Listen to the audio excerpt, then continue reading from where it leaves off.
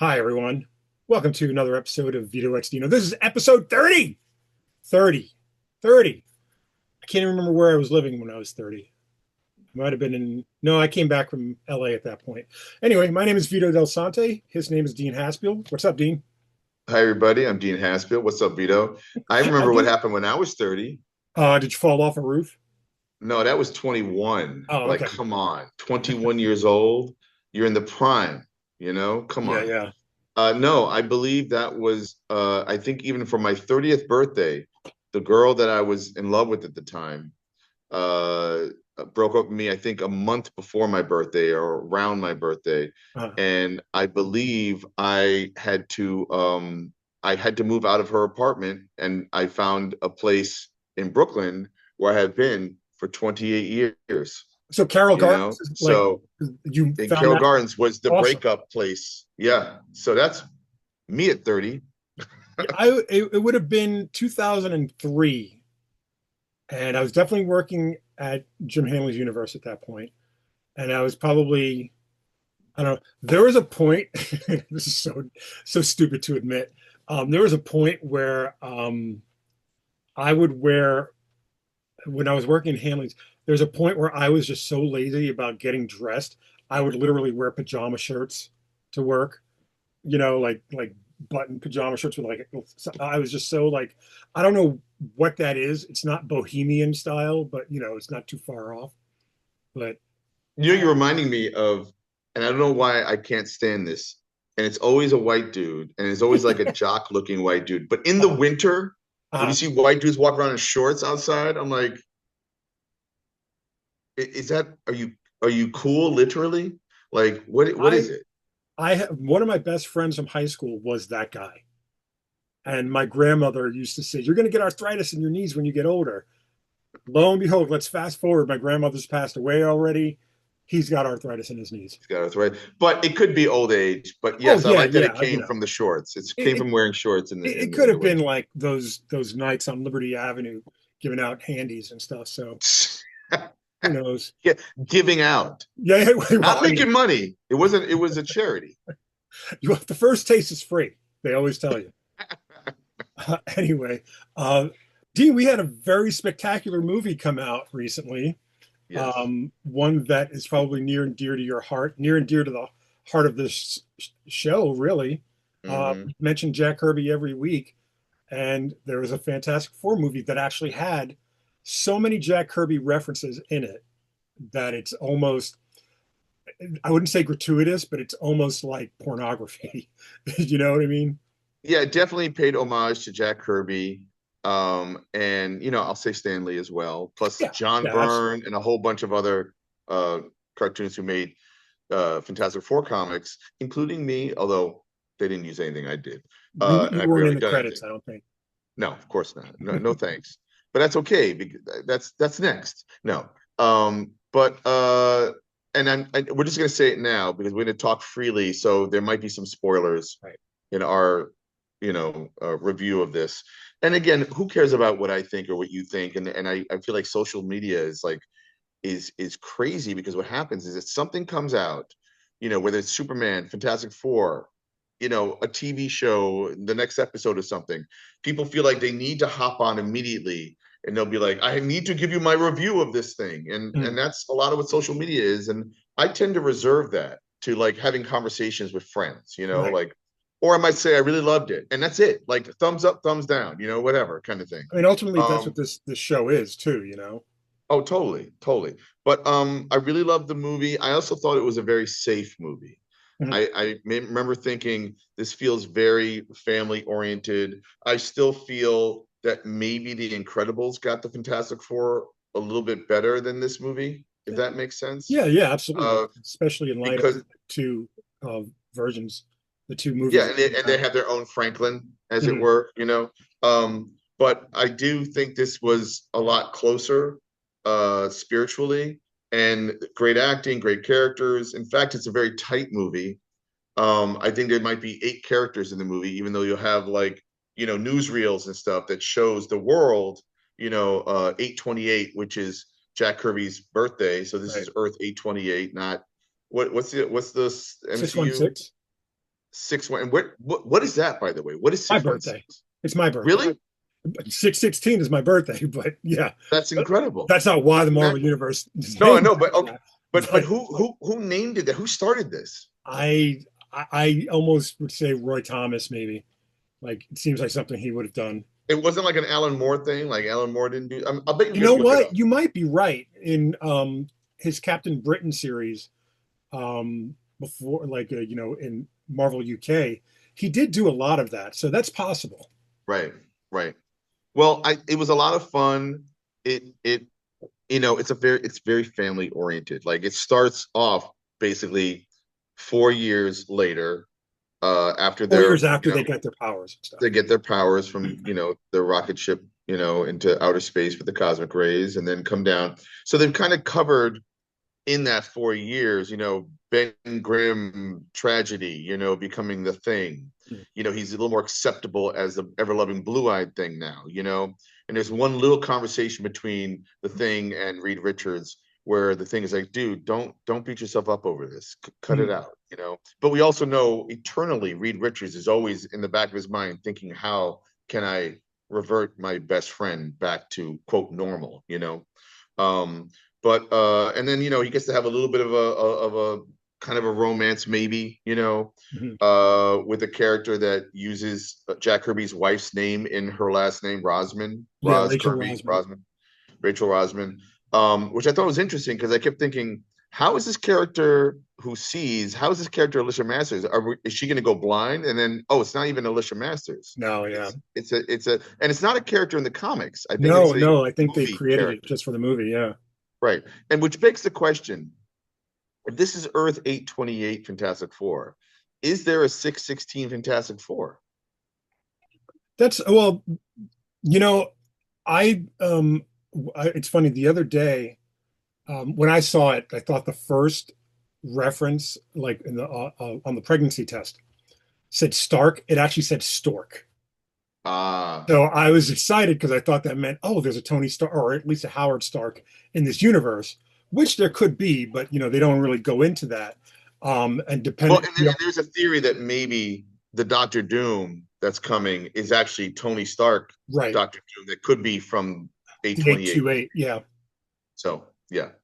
Anyway, no, I really enjoyed it. I mean, there's a lot of fun little bits that we could review here, and Do you know what I let's think? see the You know what movie. I think is maybe not incredible, pardon the pun, or fantastic, or pardon that pun, but when you watch Superman, basically it's a Fantastic Four movie too. When you think about it, there's four superheroes.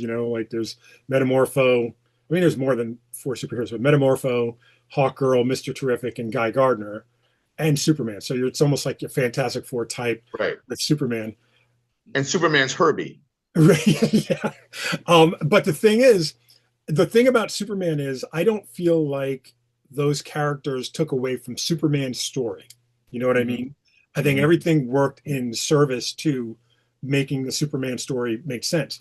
On the other hand, the Fantastic Four movie, it's such a well-made ensemble piece that you don't, I mean, I think you and I had talked originally about this, and we had said that it was Sue Storm's movie, but Yeah. I don't think that it's necessarily like she's the lead. Do you know what I mean? Like it's her Mm-hmm. story, but I don't think she's the lead. Like I think I also said something to the effect of, I think the breakout character was the Human Torch, was Johnny, because Mm-hmm. there were parts of him that not typical of the comics. He's actually a lot more.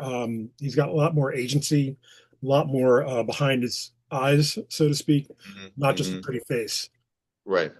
I the other night we did a podcast with the Indie Comics Relay folks, Mhm. and I think it was during that podcast that somebody suggested, which I thought was brilliant, that people were complaining about how Pedro Pascal is Reed Richards, right? Spanish guy with a beard, although he doesn't play Spanish in as Reed Richards. And I thought he was just fine. Like I don't know who I would cast to play Reed Richards today.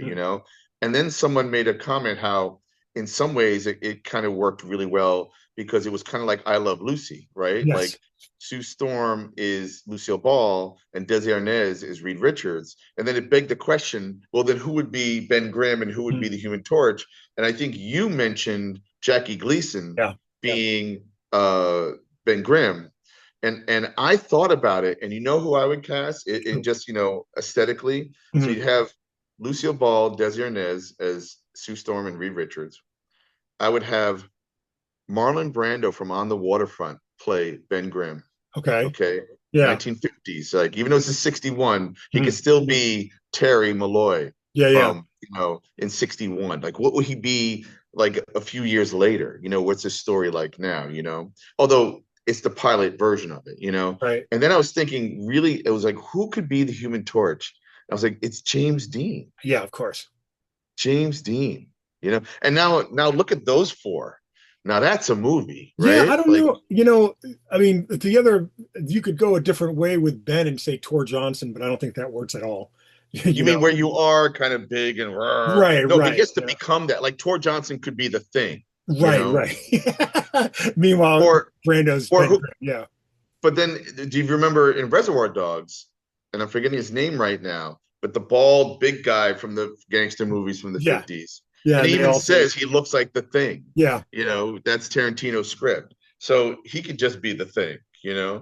So It's obviously like casting, what ifs are always fun to do. I just saw somebody posted a 70s AI, like an AI video of 70s, if the Avengers were made in the 70s. oh yeah, I've seen that in the 80s. There's a And 90s now. the most remarkable thing is David Bowie as Doctor Strange to me.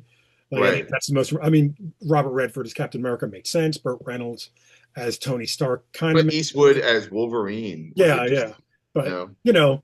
um, but the idea, like I was trying to think in terms of like the reason why I said Gleason is because Lucy and Desi, even though they had movies, I think they made like two or three movies. They're TV personalities and characters to me. So I was like, Ralph Cramden is definitely, Oh, like, definitely you in the know what I TV mean? version Yeah. of the Fantastic Four, and then we're talking about the 30s, aren't we? Like 1939 or early 40s. That's Ralph Cramden, isn't it? Or am I getting that wrong? No, no. Oh no, they made 39 episodes, Right. so that must have been a 50s show, Yeah. right? Okay. Because Uh, it came before the Jackie Gleason show, I believe. So well then you might as well. Well then it we are changes so it. Because old with these references. You know what I I mean? know. I'm Like sorry. it's crazy. Not that anybody listening is younger by a great like there's no 20-year-old listening to this No, podcast. not at all. Maybe there is. I just but at the same time, Google it, people. Like Basically, Google it. like we know what we're talking Yeah, about. How about just trust us on this? but I do think that okay, so I mean, I really enjoyed the Silver Surfer. I love that story between Johnny Storm and Silver Surfer, Do which you was prefer Shalabal as the Silver Surfer over Norin Rad or because of the way they did the story, which is the hmm, same that they did in the comic book, except it's Alicia Masters and Silver Surfer instead of Johnny Storm and right, Shalabal, right. and that's how that had to work, Hmm. And then they made Johnny smarter. Actually, they kind of gave an excuse to be like, well, this is why the four of us went up in a rocket ship because we're all pretty smart and good Hmm. at what we do, versus like I'm going to steal a ship that I built or something and fly it out into space with my friends, Right. kind of a thing, which is it gave it more reasoning, I guess. I still am thinking about why they gave the thing a beard for half of the movie, and it was bothering me so much. And I really do think it was a metrics thing, like what do you call it? Not metrics, demographic, where like a lot of burly dudes these days in America have beards.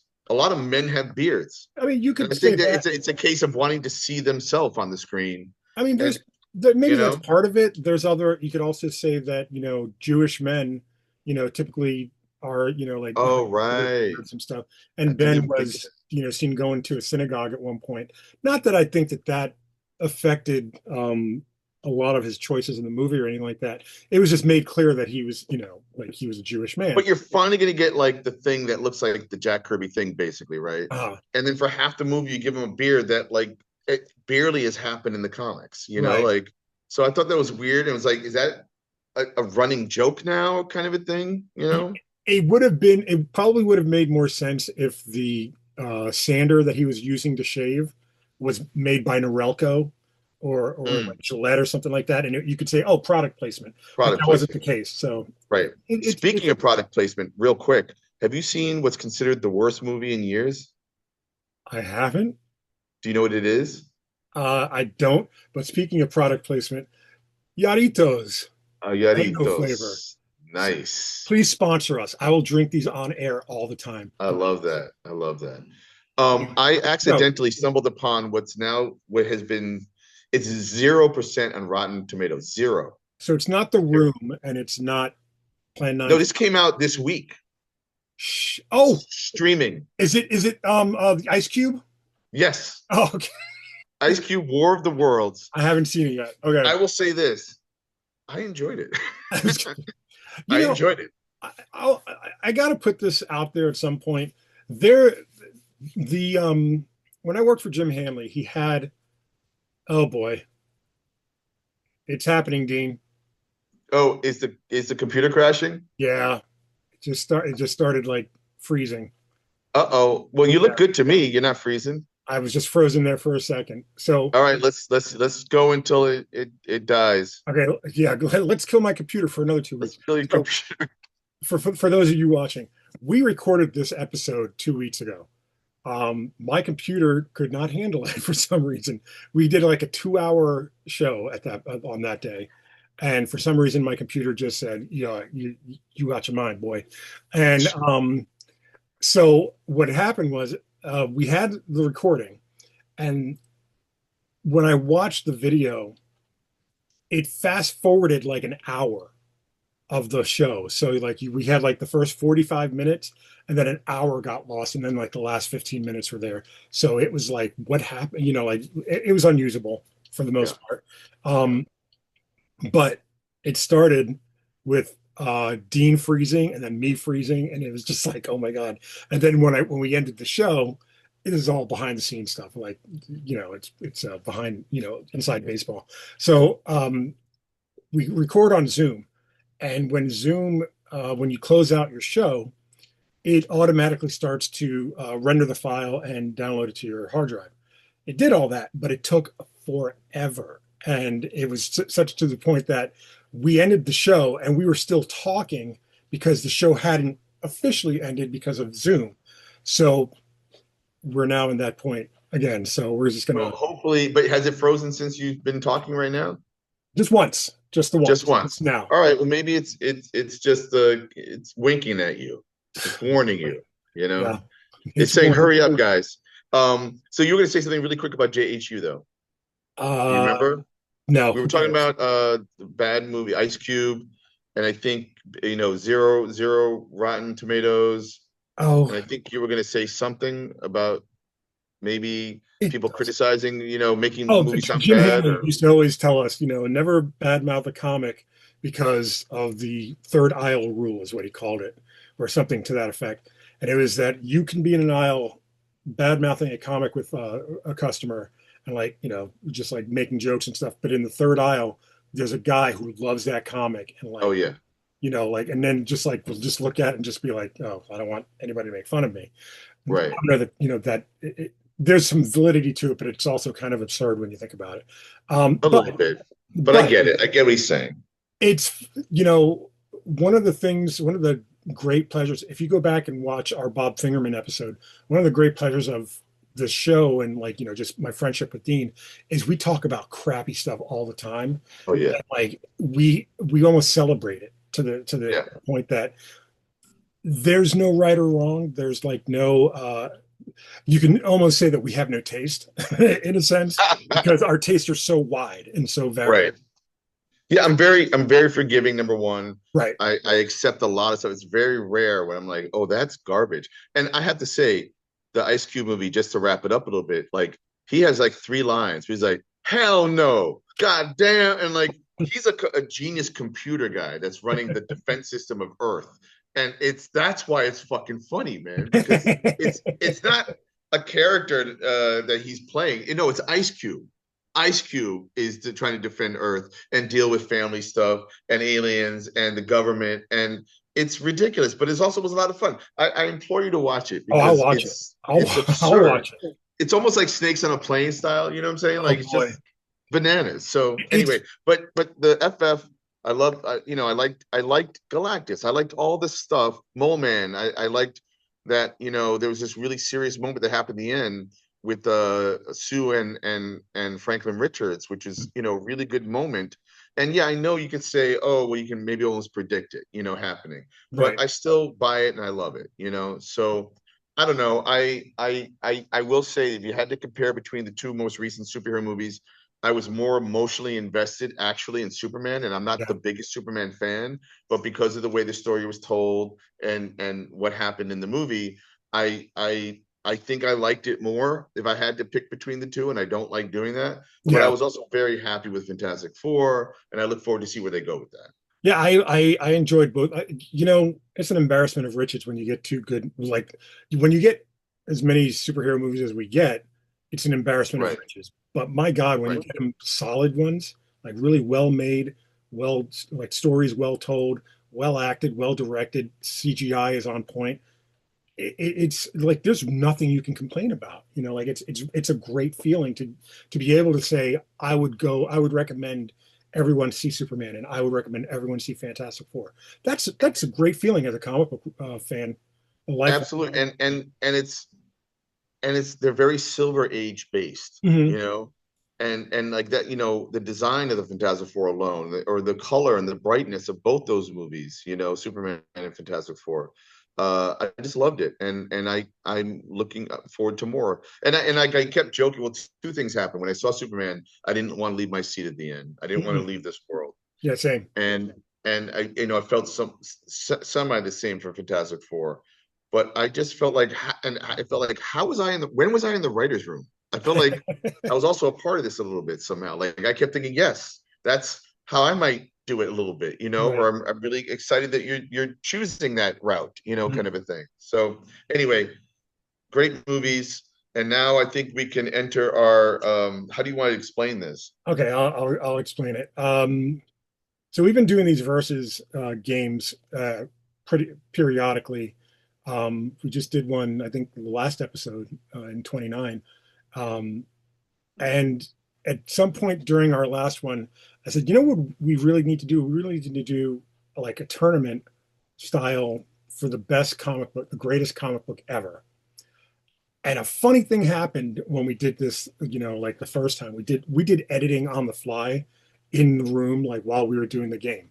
And the even funnier thing is, actually, I won't even spoil that because it's worth getting into at that point. So we have 32 comic books in a team, like in a single elimination. Think of it like the NCAA tournament, like the basketball tournament. So you have two sides, two brackets, basically. You have a printout? I can show the printout just as a Yeah, quick show the without printout. giving it away. Like it looks like that. Yeah. Okay. And Yeah. so you at home watching this will be able to do what we're doing right now and come up with or maybe agree with us, or, however you play it out. Like you can pick out your greatest comic book ever. And we've got a pretty interesting gamut of books here. Like it's very it's there's some indie stuff. There's a lot of superhero stuff, obviously, And you because chose these yourself, and I it was did funny a because you I tried both to do something as broad, like I right, tried not to do all superhero stuff, right. and like when I first did the first run of it, in my head, I'm like, all right, this is like, and number one, you don't know if you're going to get 32 out of it, and then number two, you're like, you do get blanks, and you're like, what should go here, this story or this, Hmm. and you just kind Hmm. of like, pick and choose and go from there. Um, Hmm. but yeah, let's get into it because again, it's going to take up the bulk of the episode, but it's also going, we're also men against time right now with my computer being what it is. Right. I mean, and Sorry, and we will Warren. also give context to what we're chosen here and why. Yes.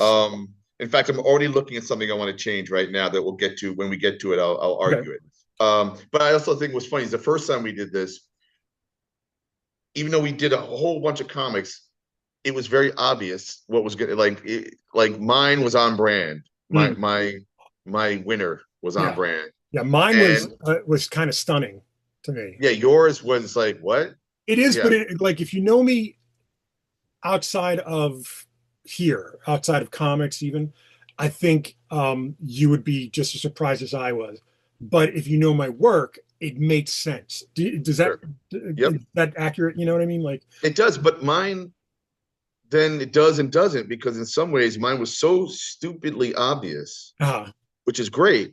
But then I do think that if you look at my catalog or library of work, it's definitely more than that result right. in a lot of ways. So, but maybe this is the original, the core text of who I am, creatively. So let's get into it. Yeah.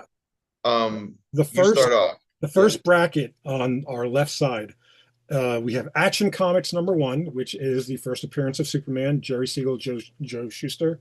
Also has, I believe, Zatara, the Really? magician, Zatanna, yeah, Slam The Bradley. 10?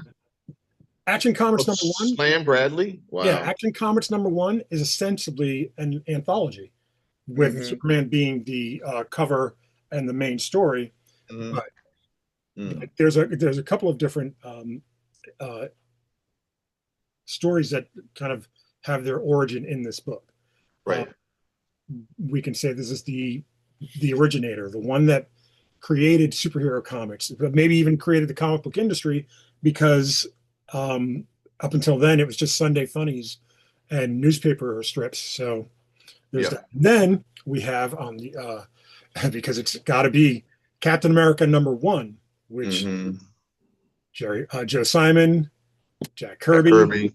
our patron saint. Uh, Captain America punching Adolf Hitler on the cover. Very Yep. Action Comics #1 was 1938, I believe. Right. Captain Right. America #1 was 1941, which, Right. but it predated um, Pearl Harbor by many months. So it weirdly enough predicted, in a way, the U.S. involvement in World War II. Uh, Right. even though we had been helping, like sporadically, we had not declared war on Germany or the Axis powers. Right. And funny enough, there's Captain America punching Hitler in the face, declaring war against the Axis Oh, powers. absolutely. I mean, they're both great contenders, and I think at this point, it's not really about I assume Captain America #1 has the origin of Captain America in it. I Right. don't know if I've ever read it, to be honest. Right. And Action Comics has the origin of Superman in it, so it's not about origins necessarily. It's No. about, I think, between these two comics, it's like what is the impact or the aesthetic, which one is more aesthetically pleasing maybe to our sensibilities. Mm. Um, I've never been the biggest Superman fan. I'm probably more of a Captain America fan. Mm. I also respect the fact that, like you said, Action Comics #1 basically launched the superhero comic, right? Yeah. We wouldn't be Would here if yeah, two of would us. we have superhero comics without Action Comics #1 or Superman? Like I don't know. Mm. I assume that like somebody would have created an Ubermensch, as it were, Right. um, which is kind of like, and I do think that like expression is important. So I don't think, even though Action Comics had a character that was basically an alien or an immigrant, and Jewish, kind of a Jewish character, in a lot of ways, Jewish. Jewish. And Captain America, is Steve Rogers Jewish? No. He's not. And he was born in Red Hook, where I am right now. Mm-hmm. Um, Captain America #1 was more political than Action Comics #1. It does, uh, I don't know. I mean, maybe in my COVID cop comic, I get a little kind of semi-political in a satire way. Mm.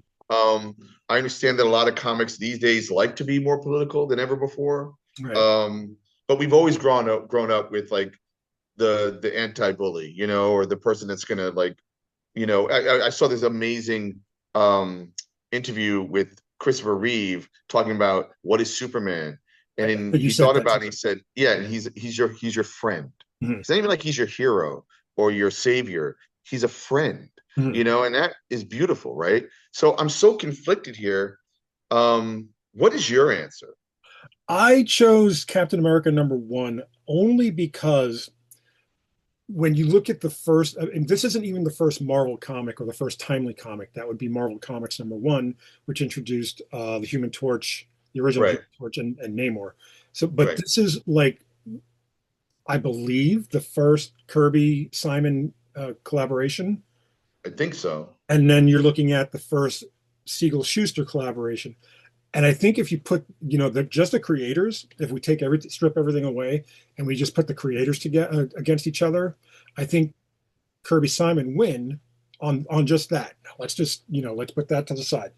Then we say, okay, character wise, Superman, obviously, people would come to Jim Hanley's universe when we were across the Empire State Building, and they would buy Superman shirts. Tourists would, because they assume, or they in their heads, they see New York and Superman as being synonymous. So owning a Superman shirt was like owning an I Love New York shirt. So Mm, Superman, obviously, is one of the most recognizable characters in the world. mm. Captain America, as a result of the Marvel movies, probably, and a couple of other things, probably, just as recognizable now. I think maybe at some point it was less of a point of pride and more like, yeah, well, jingoistic, this guy, raising the flag and everything. But I think if you take those two things, right, you take the creators and then you take the characters and then you meld them into this book. I think the book, because there's not a lot of Superman in Action Comics, not until Superman #1 do you get a full Superman comic, which I think reprints a little bit from some of the other Action Comics. But not until you get to Superman #1, which is the next year, do you have a full Superman comic. Whereas Captain America #1, all cap, I think that's why I picked Captain America #1. I'm going to go with Captain America, and I don't remember what I did the first time we did this, but I also think if part of the concept is like, would superheroes have happened if we didn't have Action Comics #1? I'm saying yes, it would have, because ultimately what's happened between Marvel and DC is that they've created our American mythology. Mhm. So if you were just using Norse and Greek gods alone as heroes, Hercules and everybody, Thor and everybody else, we would have arrived at our own heroes, I think, ultimately. Although Superman got there first, Yeah, and I do think we would, and I do think, God, is Captain America more important than Superman? I don't know, because that's Captain America is an American.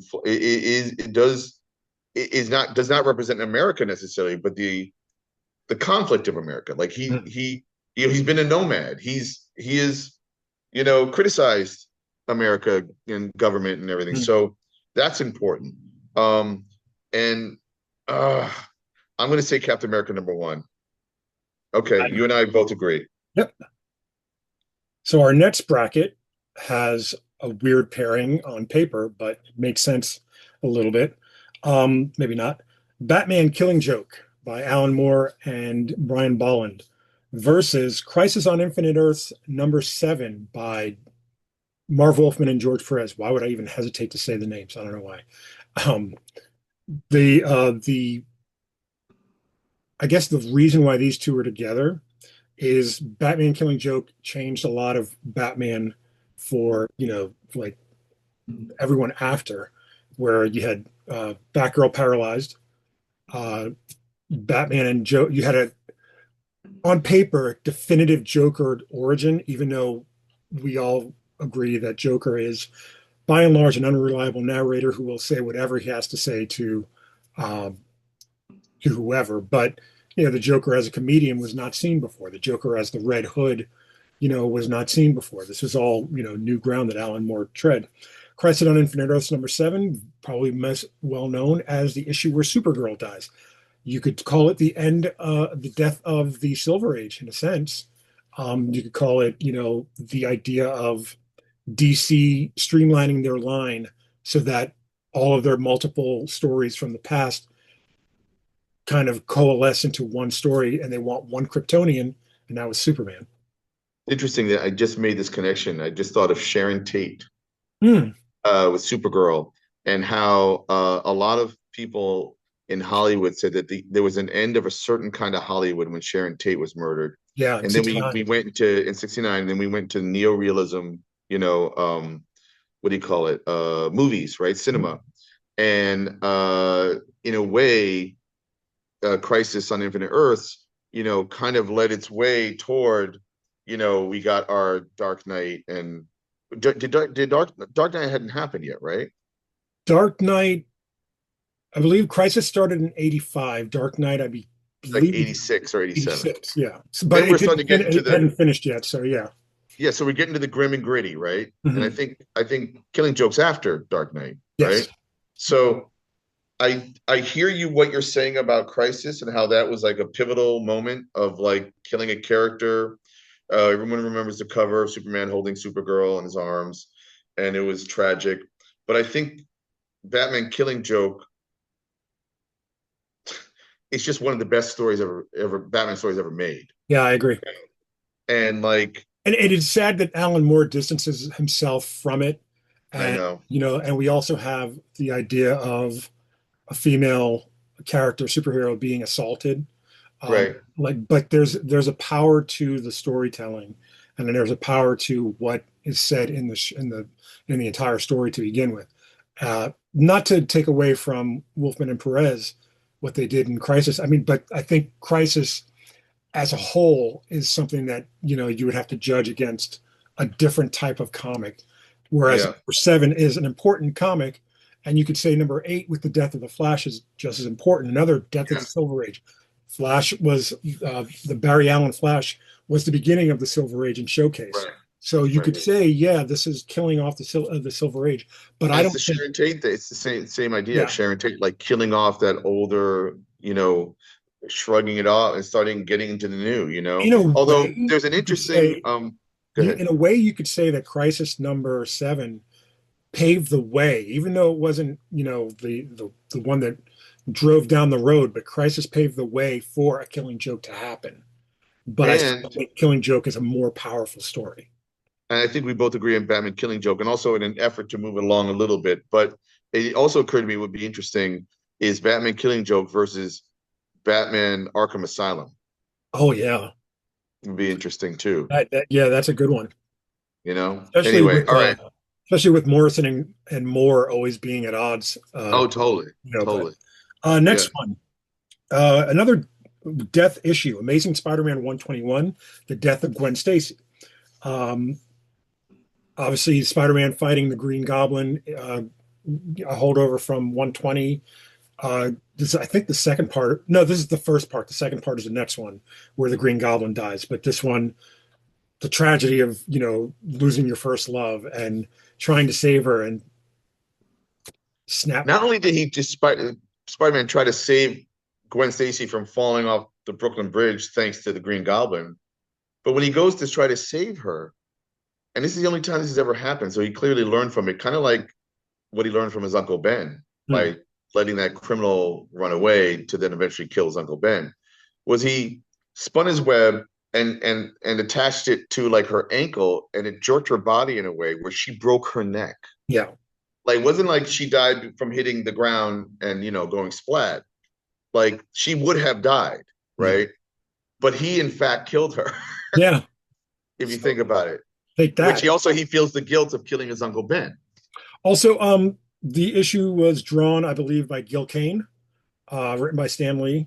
Whoa, So whoa, whoa, you're a whoa. No, no, no. master. No, no, Jerry Conway. Jerry Conway, thank you. Well, I don't know why I Jerry said Conway. Steve. Yeah, you're right. Absolutely. Jerry Conway and Gil And Kane. was it Gil Kane? I guess I didn't realize that. I'm pretty Okay. sure. I know for a fact he did the cover, but Right. now I gotta look. You Anyway, gotta let's look move it on to up. the second one while I'm looking But that the up. the second one is Animal Man number 26. And I think the reason why you chose Animal Man number 26, that was written by Grant Morrison and drawn by Charles Truog. Is that how you Mhm, say his name? mhm. Who I've met. He's a great guy. I've met both of them. What am I talking about? Um, and the significance of Animal Man number 26 is that it lifts the veil between creation and creator.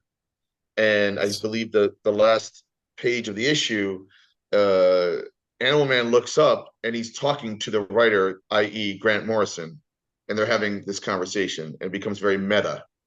And I think that was the first time that a commercial franchise comic had done something like that, Yeah, you know. I this is where I think when we originally did this, we separated. This is where we kind of Oh the yeah. twain between us is Hmm. shown. Jerry Conway, penciled by Gil Kane, inked by John Romita Sr. and Tony Mortellaro. Who But inked it as well? yeah, Oh, okay. I don't know that guy. and Romita Sr. did the cover. I was wrong. Right. And to think that what a perennial issue. I also think it's a weird match that I don't know if this was an algorithm or you put this together, Amazing Spider-Man number I was trying to be as 121 random as possible, but yeah, versus Animal Man 26.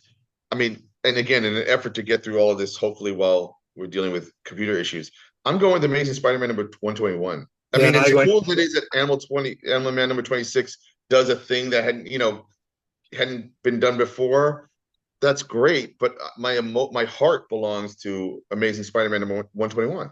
Yeah, but my feeling is the novelty of it to actually do something so daring, especially at the time that it was done.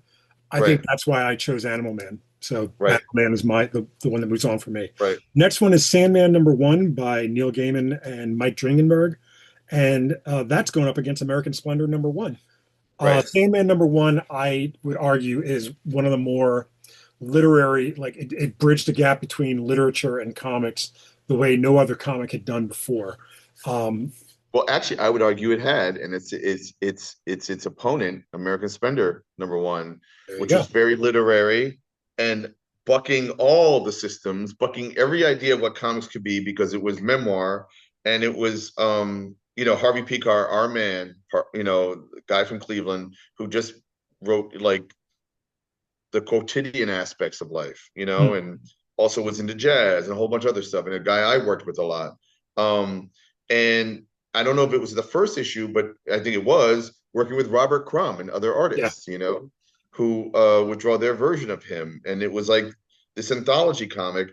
And I think it's 10,000 times more important than a Sandman number one. I understand Sandman also brought in a lot more female readers to comics, also which created was the Vertigo line as well.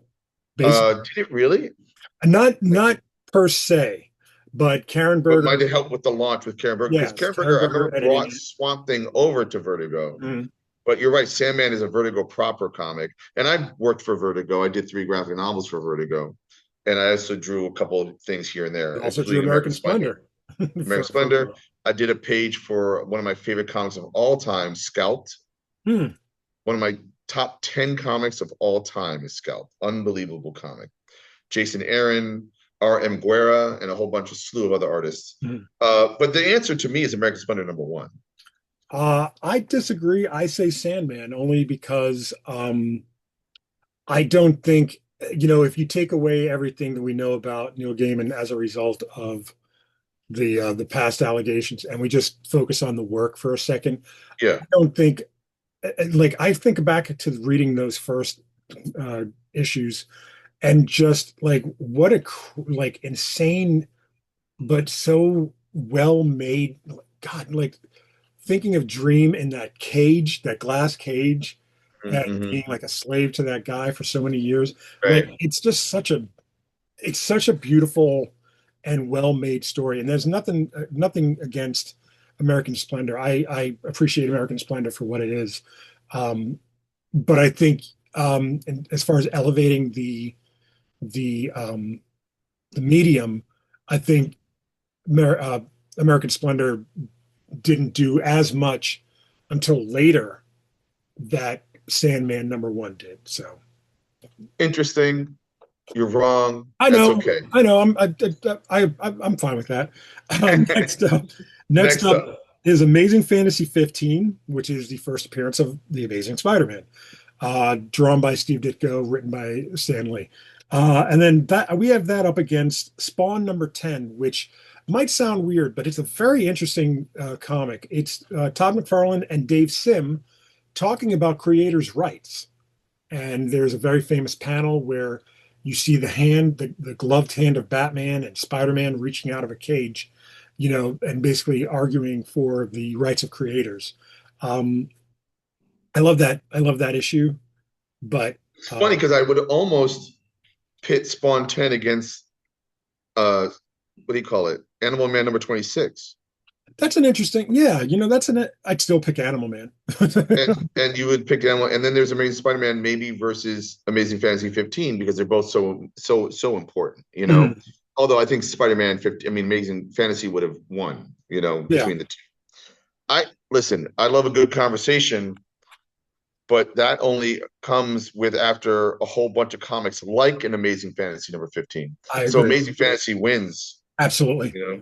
Yeah, All I right. think I think in the entirety of the 20th century, uh, which entails Superman in Action Comics #1, which entails Batman and Detective 27, entails everything before 1960. What is it, 63 or 61? 62, I think, was Spider-Man. Okay, It was Amazing. It was like a year later, I think. yeah, And like I 63 might have been his first comic book. I don't, well, whatever. Anyway, but I think that from like the entirety of the 20th century, I don't think there's ever been a character like Spider-Man ever.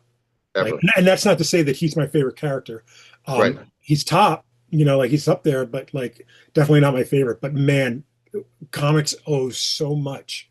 Like the comic book industry and superhero comics and just writing in general owes Yep. so much to Ditko and Lee for that, for that first issue.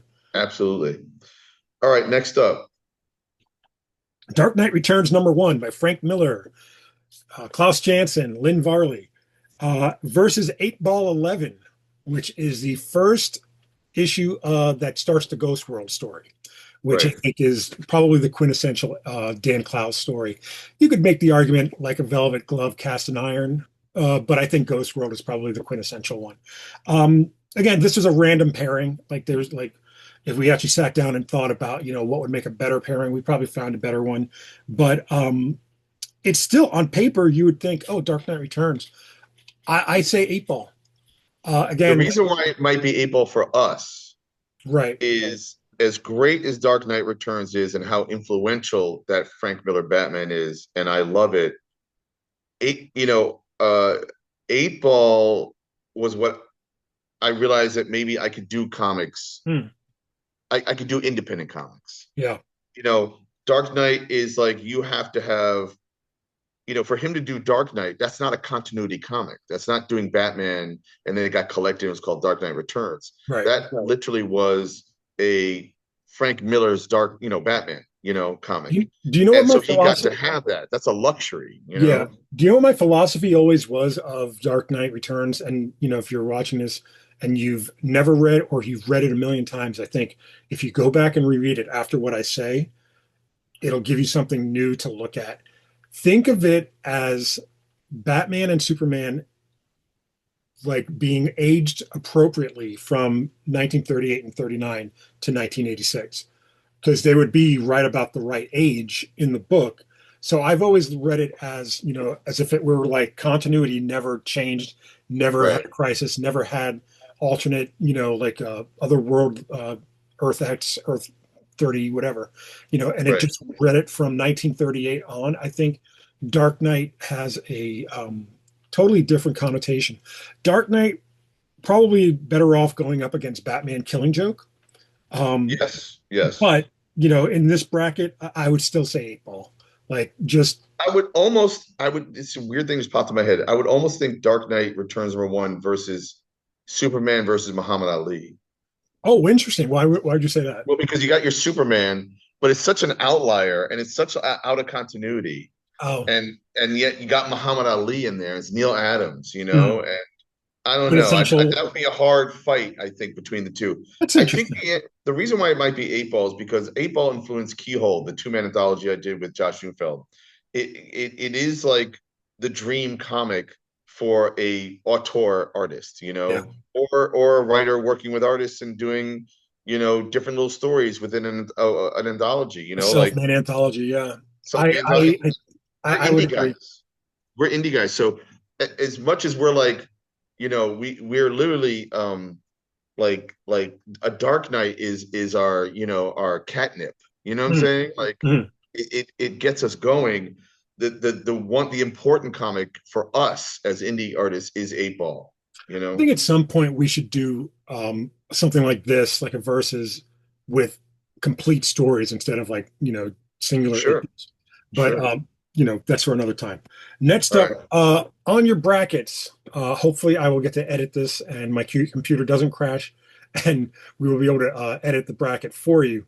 But on the off chance that I don't, the link is in the description for you to print this out. But you might see a different comic here. Watchmen #1 by Alan Moore and Dave Gibbons versus V for Vendetta by Alan Moore and David Lloyd. Two Okay. Davids. And I never realized that. He must have a And thing. two Allens. Oh yeah, good point. Watchmen #1, totally, the 9 panel grid usage by Dave Gibbons. Just, when you think about like storytelling, like, wow, what did you Yeah. like? Such a simple thing, and it's so effective. And the thing I like, there's a Grant Morrison, now more. You can almost can't mention one without the other, like Love and Marriage. But like Pax Americana, the multiversity issue he did with Frank Quitely, where it's all the Charlton characters on a separate world. And Frank Quitely uses an 8 panel grid instead. Because an 8 is infinite, and like it's just like so many different. And the thing is, when I think of Watchmen, as well as the story, and I'll get to that in a second, I think about that simplistic, just 9 panels, just keep to it, and or expand 1 panel into two, and it's like 8, and it's just the experimentation and the storytelling that can be told, you know, so simply. And then you get into the actual story. You have the Tales from the Black Freighter, which is an allegory for what's happening in the real world of the Watchmen in a comic book. You have the back matter, which is like text written pieces. I think the first issue was from Hollis Mason's Under the Mask, or I think it's Under the Mask. I can't remember now. The Night Owl, the Golden Age Night Owl, telling a story about his origin, and like it's such a dense read for one issue. You know, Hmm. Whereas Hmm. for V for Vendetta was I believe it's serialized in what was the name of the magazine? Like Warrior or Yes, Deadline or yes, some Warrior some, magazine. some English British comics magazine. Mhm. And political. Uh, Watchmen was political as well. Nixon being the president, uh, and I think V for Vendetta was more against Thatcherism in Hmm. which is probably less familiar to American readers. Um, but beautifully drawn. David Lloyd, man. First of all, guy tells me happy birthday every year on my birthday before Yeah, me too. like, how are you getting it before everybody in the world?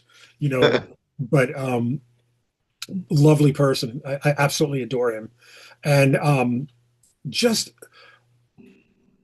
Gibbons is well, man, like what a No, nice. it's almost impossible. I'll say this. I I love Watchmen, the comics series, but V for Vendetta made me super emotional Hmm, reading it. And there's a sequence where I think the female lead is like imprisoned in a cell, and like the entire time is trying to communicate to the person next in the other wall or whatever, and it's heartbreaking mhm. to look at and read and watch. And I I almost feel like V for Vendetta might actually be the better novel, let's call it, Hmm. right? Whereas Watchmen had such a bigger impact because it was made in America, because in fact, it was a pitch originally designed to when DC Comics bought the Charlton Heroes. And they wanted somebody to create a story around, those characters to bring them, introduce them to the DC universe. And then Alan Moore handed in the pitch, and they were like, "We can't use this. Like, what are you doing?" So he invented these characters that are like the Charlton Heroes, Hmm. uh, and maybe had more latitude and leeway to do where it went, for Yeah. the story. Although I feel like I have more of an emotional. It's weird that I'm about to say. I think it might be V for Vendetta for me. Yeah, I disagree. I say Watchmen only because like what you said, V for Vendetta is almost like a novel. Like Yeah. it's like such a well-made novel in a comic book form, whereas Watchmen is unapologetically a comic. Like going back to the Yeah. idea of the 9 panel grid, it's so unapologetically a comic, and it's almost like a story that I remember when the Zack Snyder movie came out, and like my simple, like at the time, I think it might have been a live journal or a blog. Um, I had said something to the effect of Watchmen is considered the uh, Citizen Kane of comics, but Mm, this movie's not Citizen Kane. mm, You can't like the HBO series was great, and mm. I actually like the Watchmen movie for all its Yeah, me warts and too. all. But Yeah. like, there's nothing that compares to that comic, and so that's why Right. I choose Right. Watchmen.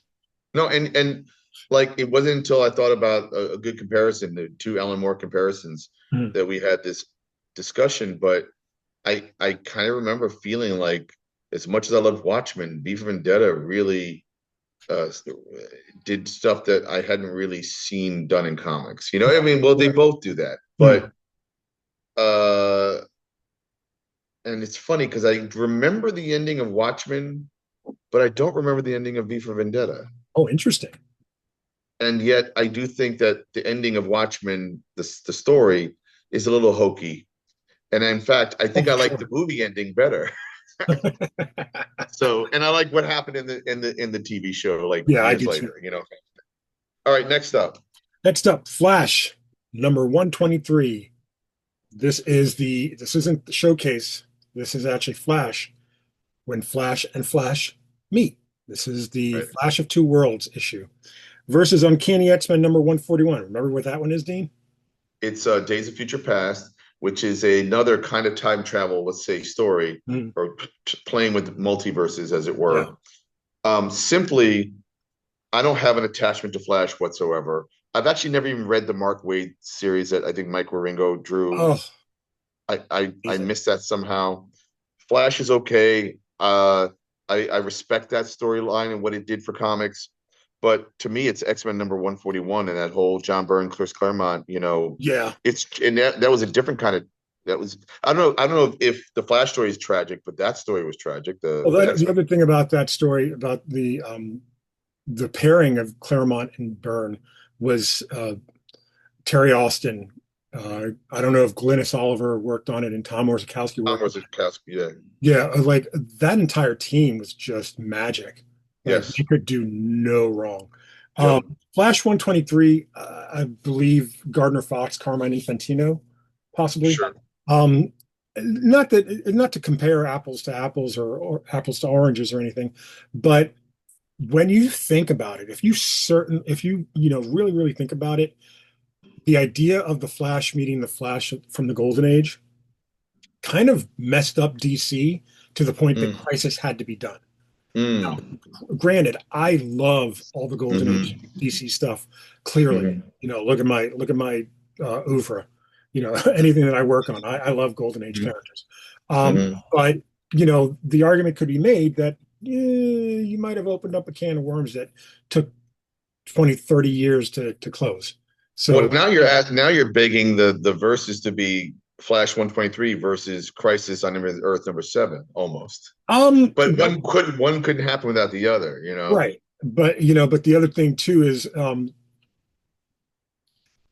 you would probably more accurately compare Flash 123 with Crisis 11 when all the worlds became one.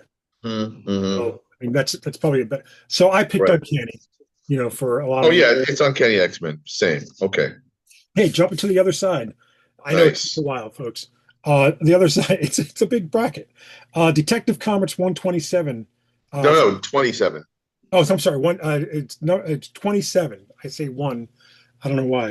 I don't know why, because we just did 123. Detective Right. Comics 27, the first appearance of Batman, versus X-Men number one from 1991, which is by Chris Claremont and Jim Lee. Um, so Not even a question. It's not yeah, even it's it's a weird pairing, sure. yeah, it's a But weird pairing and it's unfair and I don't get it. And I'm trying to think what would be the accurate, to me, the accurate versus really is Detective Comics 27 versus Action Comics 1, right? Like Yeah, that's really, but or you pit that's Detective almost against Wonder Woman, maybe, you know? right. Putting detective against action is basically just saying pick Superman or Batman. Who's your favorite? Basically, yeah. You know, but I And I think can't tell you what happens in Detective Comics 27. I assume it's an origin issue. I never cared about X-Men really after Claremont and it was Byrne, I think a little bit of Cockrum, then Smith, Mhm, then Romita Jr. mhm. with Claremont, and then Silvestri. I never really got into the Silvestri thing, so I ended with Romita Jr. So I'm gonna, and so the whole other everyone after that, fine, whatever. I not that I aged out, but I lost interest. So I'm gonna That go wasn't with your style of art. comics. Like you're that's not a the image art Yes, not style. I don't think like right. with maybe few exceptions, like a Jim Valentino, Eric Larson, and but I think your Eric Larson fandom comes much later Oh, it's the last his 5 Marvel years. stuff. You know what I Yeah, mean? no, me with Larson is like what he's doing in Savage Dragon now, Right. which is weird. I'm gonna pick Detective Comics. Same, same. Okay, Batman being one of my favorite characters, Rob right, being one of my favorite characters. I don't think I get those without right, detectives. right. So, All right, next, next up, and again, we're gonna have to do verses across the board, and hopefully we can get this done with before things crash. Next before one I is yeah, Daredevil number 181, which if I'm correct, is the issue where Bullseye kills Elektra, correct. and Superman number 75. Is that the death of Superman? That's correct. Okay.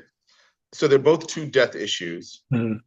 One had an emotional impact, and the other one felt like a stunt. Which one do you think I'm talking about?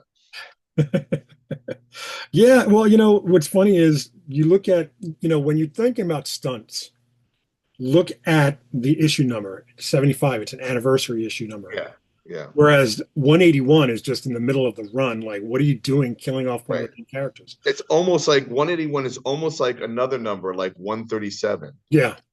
And If you and know what then I mean. Superman 75, also one of the first issues I can remember, at least in recent memory, done entirely in splash pages. Like as you Right, started the story, the death of Superman story, it was, like done like a normal comic, and then like the idea was that it was kind of like expanding and getting right, bigger and bigger. So all the panel counts got smaller until you got to 75 where everything was, splash right. pages. So without insulting the creators, you're getting less story in Superman 75 than you are in 181 for Sure, so sure, Daredevil sure. 181 is my choice. I think that I agree. Okay, Hey, next. next, Uncanny X-Men 137. Do you know what it is? Well, it's funny because now I would have maybe it would have been a harder fight between X-Men 137 and Daredevil 181 Hmm. versus Superman 75 and now X-Men 137 versus the death of Captain Marvel. Right. That's Now, interesting. I mean that's almost I would have switched those around because there's the stunt of Superman 75 Right. and the graphic novel of a character. I just think Daredevil. I mean, well, let's just quickly do this right now. Between Daredevil 181 and Uncanny X-Men 137, which one do you pick? Just so everyone knows, Uncanny X-Men Sorry, 137 is the death of Phoenix. Uh, right. After she had destroyed a bunch of worlds with the Phoenix Force, the X-Men are forced to, their hand is forced, they have to kill her. Um, and she gets killed for many, many years. Yes. Now, Daredevil 181, you said versus Uncanny? X-Men 137, yeah. I think I would pick Uncanny. Like, I would pick Daredevil. really? Yeah, I would Yeah, pick Uncanny because I thought, like, you said, like, the emotional punch of yeah. Daredevil. I didn't really like Elektra. I thought she was a jerk. Interesting. Whereas, See, if you read Billy Dogman and Jane Legit, which you know, yeah. I write about like love is conflict, right? Mhm, Constantly and tension. So I saw that romance. I mhm. knew I understood that romance, But you're right. She's an asshole, and he's an asshole. Yeah. But, whereas with Jean Grey and Phoenix, I was hoping for the best. Oh, Yeah, I know, she's I been know. possessed by, like she was the Black Queen in the Hellfire Club, and then Phoenix. Right. And like I was just hoping for the best, because of Cyclops and to a lesser degree Wolverine, even Storm. Aurora is like they're they call each other sisters. Right. Like so, like there's like a family. You have one Yep. guy, losing his girlfriend, but you have a family losing a member of their family. So with those two, I would pick Uncanny. Between Uncanny, But now it's Uncanny X-Men 137 versus Death of Captain Marvel, and see, I, think about what I just said about Uncanny, about the family aspect of it, and think about how Death of Captain Marvel was presented. He's dying of cancer, which is not something in a comic, and then you have all of these people like paying tribute to him. Thanos, of all people, shows up.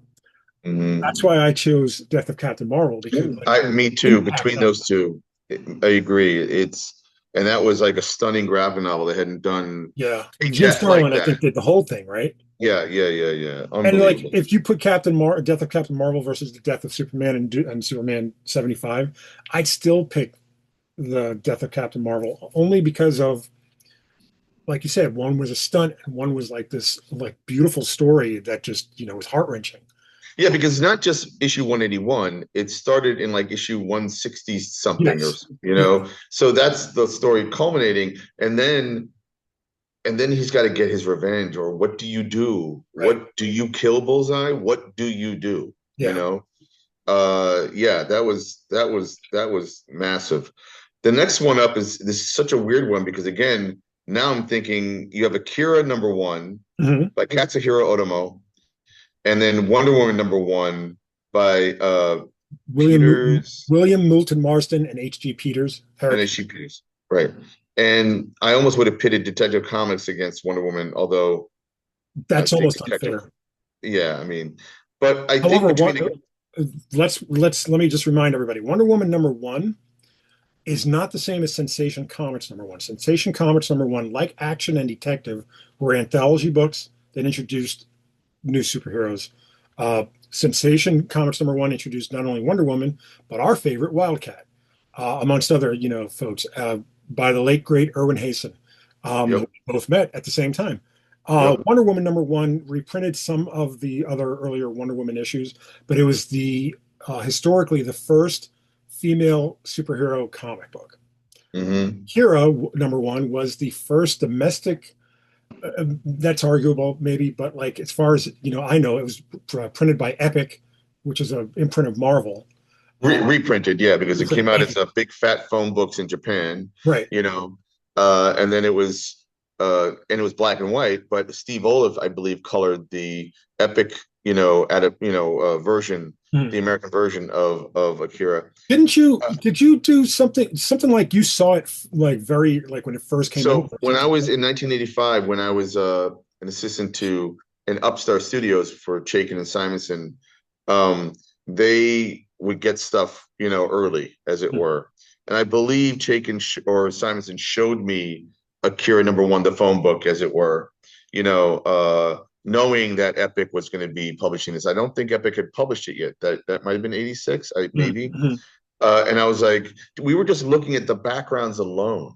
Yeah. Like Howard would have me and Larry O'Neill, my buddy Larry, one of my best friends, whose father's Denny O'Neill, and we were both assisting Howard on American Flag, and we were using like backgrounds from Akira sometimes to copy and draw in the American Flag, or just to be Yeah. inspired by, Uh, between the two, it's so wildly different from each other. Right. But I'm going to go with Akira number one because it just I no one had seen comics like that. I Yeah, I mean, agree.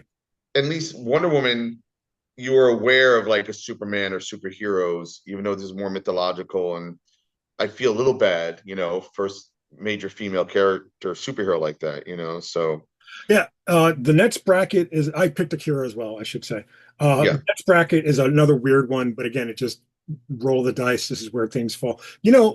Sometimes you see, I don't know how versed in sports you are. Sometimes you seed thing like number one seed, number two seed, and you always put the number one seed versus the bottom seed, and then like Mm, two versus the second to last. And so that's kind of how some of these, work mm, out, mm-hmm, mm-hmm, Um, mm-hmm, so you have Fantastic Four number one, Stan Lee, Jack Kirby, our patron god, mm. versus Green Lantern, Green Arrow number 85, which is My Sidekick's a Junkie by Denny O'Neil, the aforementioned Denny O'Neil, and the Neil aforementioned. Adams. This is unfair. Yeah, This is unfair because as important as that Green Lantern Green Arrow issue is to comics and trying to do something important and near realistic and talking about drugs when, EC Comics, basically the kind of comics they published created the self-censoring uh, Comics Code Comics Code. Authority Mhm. that neutered a lot of comics to not even be able to talk about this kind of stuff. I mean, I know Stan Lee did in 2 or 3 issues of a Spider-Man where they took the code off the comics Yeah, to I think talk about drugs, Harry Harry Osborn. Osborn. But then they doubled down on Green Lantern, Green Arrow, Yeah, like holy mackerel, on the you cover, know. he's got his I mean, arm tied up. in a way, I would almost pit the Green Lantern, Green Arrow run that Denny O'Neil and Neil Adams did against Captain America #1 because of the political, Oh, interesting. aspects, in a way. But to me, because I'm such a Fantastic Four fan, I have to say Fantastic Four. I don't. I mean, even though that's your take, I think Fantastic Four #1 is the one that moves on because holy shit, what a watershed moment in comics. Like Yeah. it just is. Like, and the thing is, what's funny about it is, you could say that it's got its DNA has superhero comics in it, but it's not really. When you think about comics at the time, it's not a superhero comic. It's a science No. fiction comic. And it's a monster comic. Yeah, Science fiction, it's monster. It also introduced a couple of things that's as important as like superheroes talking about their sidekicks becoming junkies, which is they introduced Marvel in Fantastic Four #1. Marvel introduced real life settings like New York City to heroes. Before that, it was Metropolis or Gotham or some made up city, usually. The flawed protagonist, hero. They introduced that idea to comics, which before that usually was just like, I'm going to go do the right thing because it's the right thing to do, Mhm. versus like, I don't know, and like this guy's a hero, but everyone looks at him like he's a monster and all that kind of stuff. Like, and they were freaks, they started off as freaks, um, and so there were so many things that then Marvel was known for, you know. It's Uh, also takes place almost in, like, not just in a real city, but almost in real time. You have the space race going on, yeah, Kennedy, happening. the I Beatles, the Yeah, Fabulous Four, the Fab Four, as it were. yeah. So Absolutely. And one could even, it has been argued that it was a Hail Mary when Timely was maybe about to like go under, and Jack Kirby, they lifted like a monster story from one of their comics and added pages to it and made a Fantastic Four comic, which is arguable when you put it all together. Anyway, I think we agree it's that's Fantastic also Four. remarkable when you think about the work involved in doing, like, taking a story that exists and then making it something else. I mean, Yeah, yeah. so Fantastic Four #1 for Well, sure. because apparently the famous story was that Martin Goodman, Stanley's uncle or whatever, and boss, was like at a golf game with a guy at DC Comics, the publisher there, and they were Right. doing Justice League, and then they didn't have a team book at Timely, so they did this new Marvel comic that was a team book, Yeah. basically. So And it's anyway, weird, like, if you put Fantastic Four #1 Kirby's art versus, I can't even remember who did the showcase, and then Justice League #1, like, who did the right. artwork for that, like, but Jack Kirby's art just, Oh it yeah, pales in comparison to Jack yeah, Kirby. yeah, yeah. So yeah, Fantastic Four. Next we have Swamp Thing #21, which is the first issue of The Anatomy Lesson by Alan Moore, Steve Bissette. And then we have Love and Rockets Volume 7. Again, this is a weird one because I could not pinpoint the issue that this started in.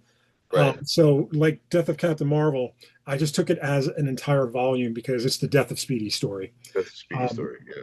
and it's and it, when you see the original collection, it's only yay thick. It's about as thick as a not a graphic novel, but like a prestige format kind of Sure. thing. Sure. Um, I love the death of Speedy, but God, Swamp Thing 21, like, again, It's like, just hard because you're also, you know how when they give Al Pacino Best Actor for The Scent of a Woman or whatever, and you're yeah. like, that's what he won Best Actor for, Yeah, yeah, yeah. you know? And so I'm thinking here, like, Swamp Thing number 20 was very important because, it introduced Alan Moore to American comics and he changed Swamp Thing and with the artist, Steve Bissette. But then there's Love and Rockets, which is really, you want to give him the Scent of a Woman award, which is like, it's Jaime Hernandez, Yeah. and Gilbert Hernandez. And like, what are you talking about? So the death of Speedy, like, is so important. And uh I don't remember where we arrived at last time, but I think I might give it to Love and Rockets. You gave it to Love and Rockets. I gave it to Swamp Thing. Okay. But You but still feel that way? I still feel that way because I think the death of Speedy was a slow build to Right. to the impact, whereas that first issue of Anatomy Lesson was just like, what did I just read? I know. It I was know. such I a it know. was such a mind fuck, Yeah. it was just Yeah. wow. Um, Yeah. but you could also make the argument, oh, maybe we should put 8 Ball number 7 versus Death of Speedy. But Yeah. like again, like 8 Ball I had beating Dark Knight Returns, but I don't think 8 Ball beats like Love and Rockets. Like Ghost World versus Death of Speedy. Right. Right. I think Right. Death of Speedy wins. Right. Interesting. Okay. The next one is weird. You have so I just wrote an alternative. Okay, If I'm correct, you said Secret Wars number one. right, which is the first multi-issue kind of, I don't want to say licensing stunt, but it was like a multimedia and comic. crossover, Yeah, like line-wide comic. crossover for 12 issues in 1984. So it predates Crisis on Infinite Earths Right. versus Luke Cage Hero for Hire number 1, which is the first black character. Like I think it predates Black Panther No, one. no. So that's what I wrote down here was if you're going to do that, then it's FF number 51, the introduction of Black Panther. Oh, But I then thought about it and I went, well, is the versus, I hate to make it a black thing, is it FF 51 versus Luke Cage number one? And I think FF 51 wins between the two. yeah. But there's I no mean, way Luke Cage and Secret Wars, like they're so again, wildly, the I know weirdness it's like a of weird thing. the bracket matchups. We'll do this again, at a later time. Sure, More comics. sure, Like we were gonna put Cerebus number 300 where V for Vendetta is, but right, we'll do that in a different bracket at a later date. right, And same thing, they're like we're learning as we go. right. Um, Now, Luke Cage became a comic book series that I came to love when it was Power Man and Iron Fist, yes, and Mary Jo Duffy was writing it, and I believe Carrie Gamble, and then at some point Dennis Cowan and a whole bunch of yeah. artists drew it, and I loved that series. It was a great duet, Well, between the thing about characters. Luke Cage was that it came on the heels of the blaxploitation film, uh, Right, explosion in the 70s. So it was kind of like not marketing, but it was capitalizing on that trend. Like, oh, we don't have anything like that, and neither right. does the competition. Why don't we do this? Like, I don't think Tony Isabella had done Black Lightning at that point either. I was just going to bring him up because another interesting versus would be Luke Cage versus Black Lightning. Yeah, Um, but it's so weird that I'm only going with how much I enjoyed the Secret Wars, yeah. like It's such a cool, like the funniest thing is the issues leading into Secret Wars, everybody goes to Central Park and then they disappear. right, you know? right, And then like for a year you have to read their story. And then like the next issue they come back. And so you don't know it's almost like what 52 did at DC, which 52 story is hit or miss for some people, but I give it a lot of credit for number one, the creators involved, and number two, the stunt of doing a weekly comic that takes hmm place in real time hmm while you're catching up, to everything else. But hmm Secret Wars number 1 for me. I'm going to go with that too. And now the last one we're up to, I'm actually thinking, what if instead, if you went with the first one, but instead the second one was Cerebus, because of how many issues of the first one there is, and they That's both did the same thing, which started off by parodying something else. so if you're looking at the bracket right now, um, we Well, have let's introduce the what the verses are. yeah, we have So it's Teenage Teenage Mutant. Mutant Ninja Turtles number one, and I'm suggesting we then put in Cerebus. We could even say number one or Mhm. 300, whatever the significant is. and we right now have Raw Volume One, Number Two, which I almost think could have been more of a versus of like an eight ball or go against Love and Rockets or Yeah. something. But do we Or want even to American switch Splendor. or American Spy? Do you want to switch it to Cerebus? Yeah, let's save Mouse and Raw Volume One, Number Two for a later date, and let's put Okay, Cerebus 300 here. Um, Teenage Mutant Ninja Turtles number one by Eastman and Laird. Um, Black and white, like I wouldn't say the boom, had started yet, but it was right on the cusp. Um, right, before Grendel starts, maybe, with a couple months later or something like that.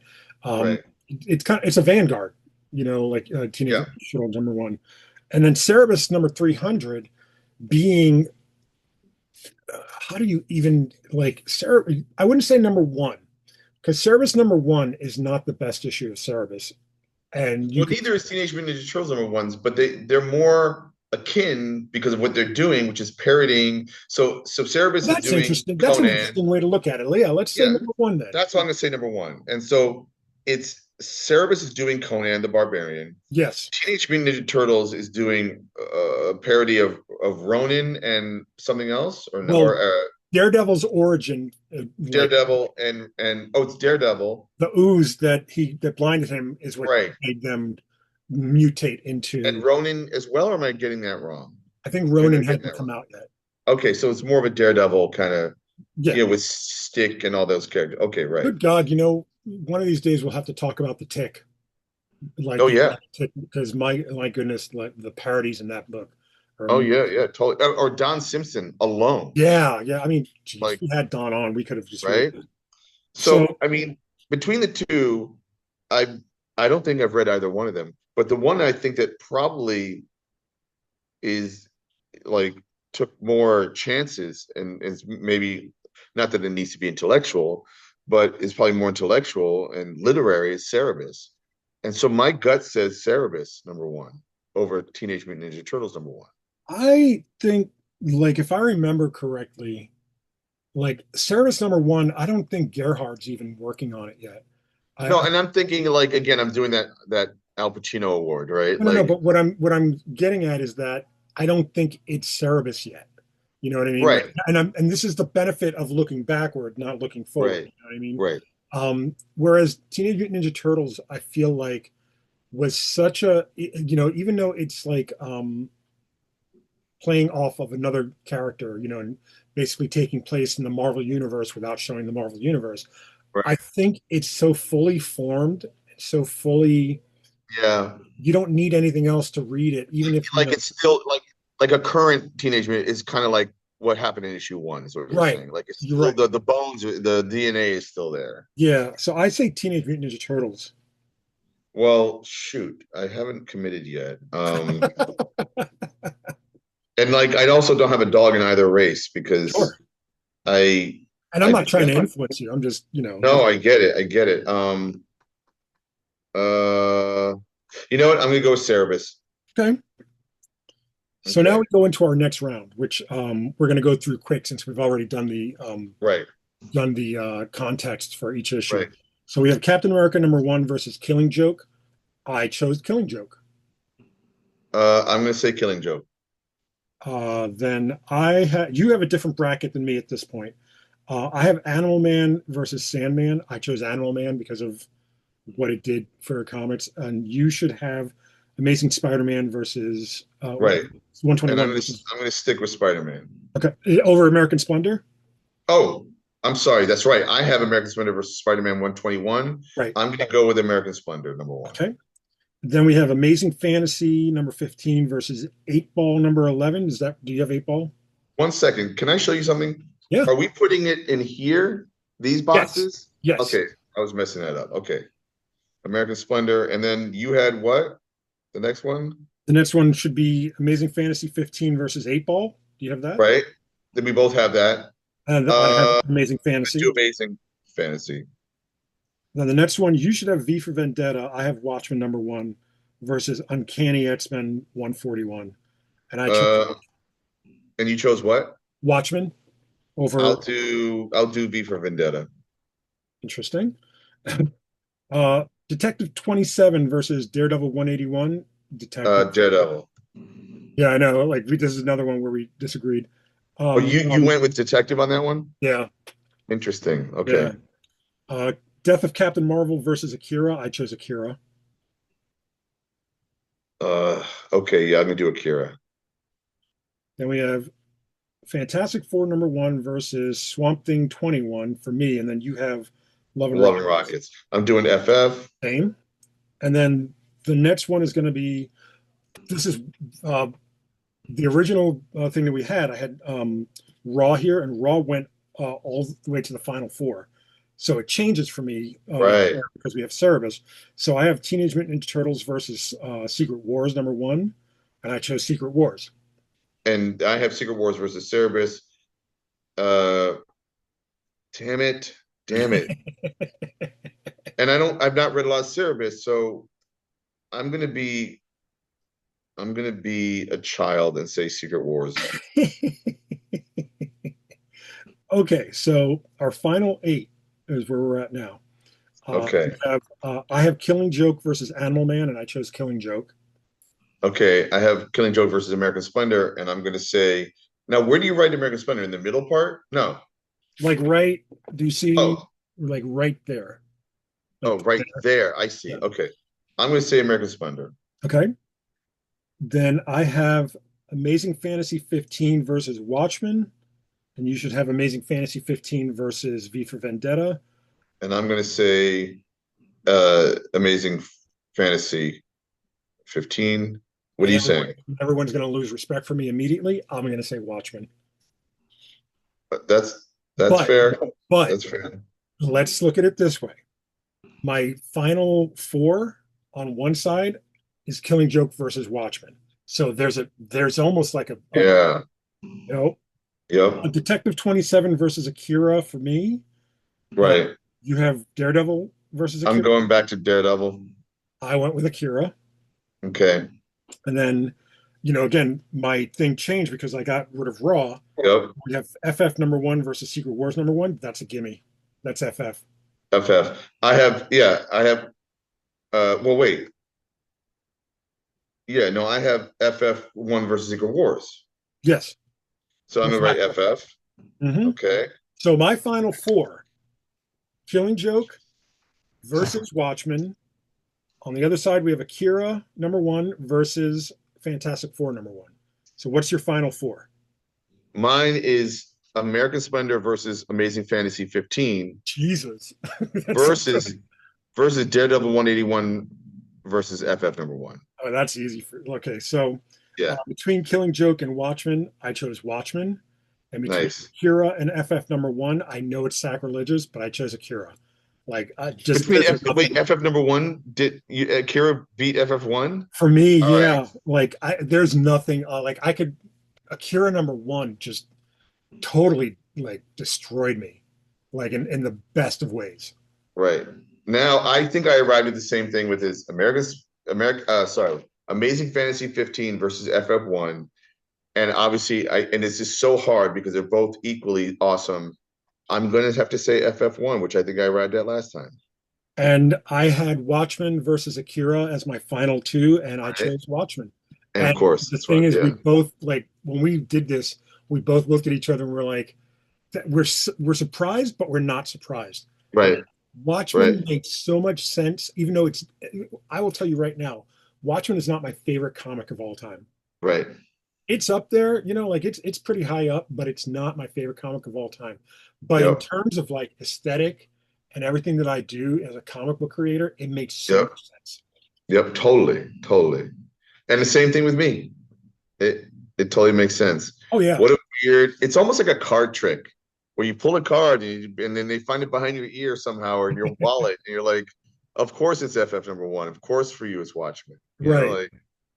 Like, But like you would think, looking at it, maybe Dark Knight Returns is maybe a little obvious, mm-hmm. but like when you put it up against, and yeah, any Batman comic would be kind of obvious for me, but when you Yep. put it up against all these other things like Eight Ball, like Daredevil 181 or Fantastic Four #1, or Mm-hmm. any, like it's just like, wow, it really does.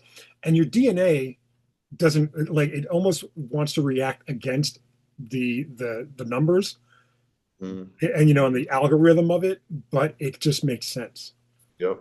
No, it's just proving something we already knew Yeah, somehow, which somehow. is crazy. So So that's yeah, awesome. all of you guys watching and listening, and you have the link there below. You can definitely play along and figure it out on your own out of this group of 32 and tell us what your answers are. Also, if you find yourself kind of bored and going, no, these aren't the 32 best comics of all time. These are the 30. Do it. Show us your work. Show us your math. Totally, We're totally. Put it in definitely the comments or whatever. All we're right. Was definitely there going to anything do this else? again at some point. So, Oh, yeah, totally. And yeah, I mean, it was skewed because we were throwing indie in there with the, mm. Marvel DC franchise, like, and there's not even an Archie comic in there, not one, Yeah, but like, you also don't want to not include indie stuff in with the superhero stuff because that's what comics are. Comics are yeah, everything. yeah, I mean, yeah, it's you true. could do an entire indie bracket, but is that fair? Like, Right. it's arguable. No, this is more fun. It was a little more confusing because of that. Was there anything else we needed to say or uh, acknowledge until next uh, week? Next week, Dean will be back from Terrificon. That's Uh, right. so we'll be able to talk about that. Today's Thursday. He'll be there Saturday. Unfortunately, you guys aren't going to see this until Monday. I'll be So there Friday, Saturday, Sunday with Peter Rostovsky. So awesome. we'll be tabling together, and I think I have dinner plans with Howard Chaykin and crew Friday night And then at a taco place. Indie So, Relay guys are going to be there. Carrie yep. Sanders. And Ascenti, a whole bunch of people. Go Yeah. look at the who's going to be. It's a great show. Yeah. So, I can't wait to hear what your report is from the front lines. yep. All right, man. Well, let's do this before it dies. All Uh, right. Hands up. Praise the Lord. We didn't die. Yay, yay. Okay, yeah. Good night, everybody.